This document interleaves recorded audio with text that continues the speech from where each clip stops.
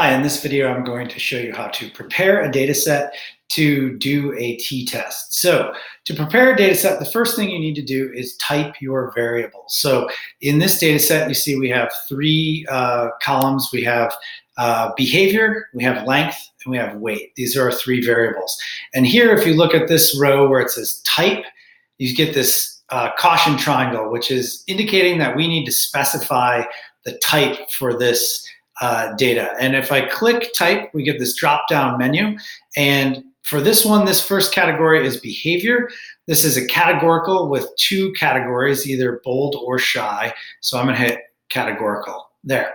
Then I'm gonna go over here and type these other two categories, length in millimeters. This is a numeric, so I click numeric. And then weight, this is weight in grams. This is also a numeric.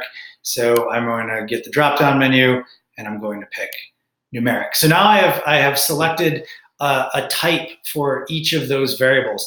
The next thing I need to do if I want to do a t-test is I need to select my variables of interest. So I need to pick an independent variable and a dependent variable.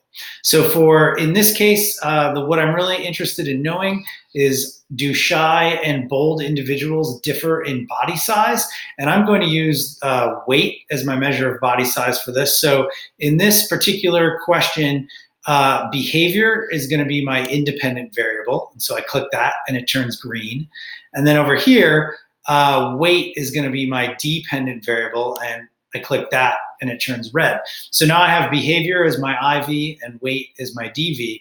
I'm going to go up here and click prepare your data. And it is set up for a t-test. The default is a t-test. If you want to pick a chi-square, you change that in this row here. But now I'm going down the checklist. I have picked a column to be my DV. My DV has been typed. The DV data looks okay to us. This means I don't have missing data. I don't have data that looks categorical when it's in a continuous column. I've chosen the t-test.